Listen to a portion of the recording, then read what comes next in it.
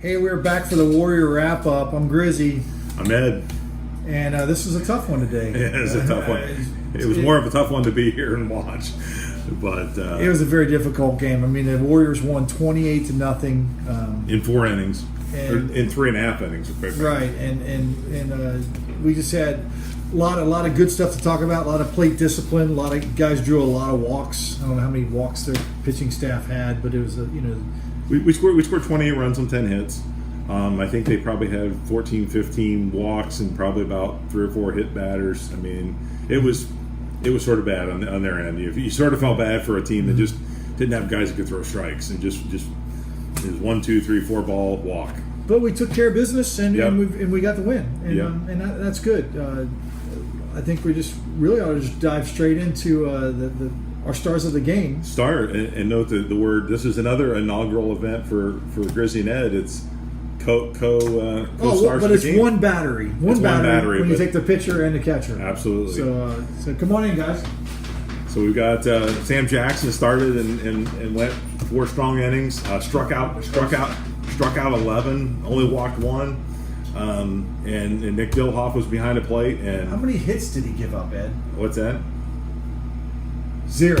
Goose egg. No hitter. No hitter. All right. 3.5 innings, but hey, still no hitters. No hitters or no hitters. So yeah. And Nick was 2 for 3 and with 6 RBIs. That's it. We're not sure if that's a record or not, but it's got to be close if it's not. Bases loaded triple. We absolutely ripped it to left center. Yep. Yeah. And then a double next time, was it? Or just a 2-run single? 2-run single, I think. Yeah. Then you got plunked that last time. You think it was intentional? I'm just kidding. All right, so I was going to ask, here's my deal. I want to ask you about how Sam pitched. You're the catcher. Very good, considering it's only second pitching versus before Wayne. Yeah, Last year? not a lot. Well, what do you have going? I mean, what was the, tell us pitch selection. What was? Mostly fastballs. He's got pretty good control over that. That curve was activated. Curveball was pretty good today. I did see that curveball, and I think it was a strike 3 curveball. I saw the guy. You watch the guy buckle his knees, and you're like, that's just for a pitcher or a catcher. That's just awesome because you watch him do it, and you go, he's mentally somewhere outside the box. He's not in there. So you pitched 4 innings, right? How many strikeouts? I think 11. 11 strikeouts. 11. How many possible strikeouts? Would have been 12. You're right. So 11 out of 12 guys struck out. That's an incredible pitching game. Good job, Sam. Good job. Thank you. What do you think about Nick's hitting? It was phenomenal. Like, I haven't seen him hit like that in a game yet. And it was nice. He showed coach and everyone on the team that he can get his job done. And hopefully he can get some more varsity reps in games. And he showed coach that tonight.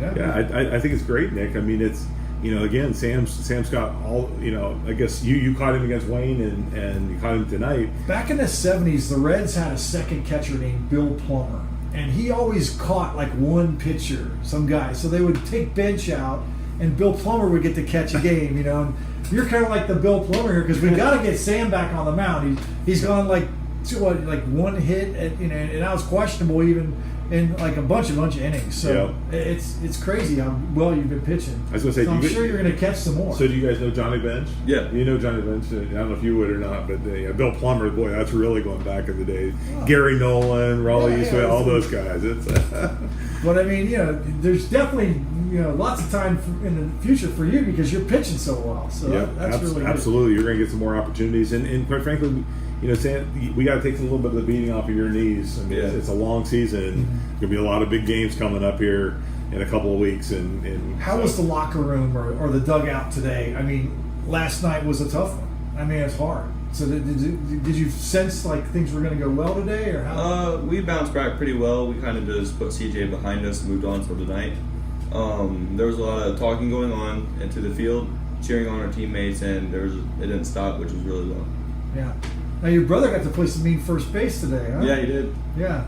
Not a lot of action though, because when you strike out 11 out of 12, he didn't have any opportunities over there. I'm not even sure how the 1 out happened, quite frankly. I'm trying to think how the. It's a pop up to the. That's right. To name it. To name it at the end. Yeah, exactly. Yeah. So well done, guys. We go back at it again Thursday at Yellow Springs against this very team, and then we go to Legacy on Saturday. So hopefully we can get a couple more wins. It's 9th win of the season, but well done, guys. Thank you. Good job. Way to go. Thank you. And for appearing on the being Warrior player of the wrap-up? game, Player of the game? they can grab a refreshment on the way out if they like, or a candy bar. So. All right. So, I think this one's pretty much the stat line was 28 runs, 10 hits on 2 errors, and 0 runs, 0 hits, and 5 errors for Yellow Springs. Not a whole lot to really correct out of tonight. You hope that the team is going to do just continue to play well and push themselves to be the best team that they can be. That's one of the things I heard from Coach last night. We're not playing against opponents; we're playing against ourselves. Can we play the best game that we're, and a lot of guys had some good stuff happen tonight. And I think Coach was absolutely right. And I think that's what they're going to have to do. I mean, play Yellow Springs tonight, Yellow Springs on Thursday, Legacy on Saturday. Then we go to Fifth Third Field, which is going to be a lot of fun on Monday. Yeah. But then we play 2 games in Middletown Christian, which is probably not going to be. I mean, it's going to be tough. So you never know. So they're going to have to compete, and they're going to have to get in the cage and do their work, because we talked about earlier.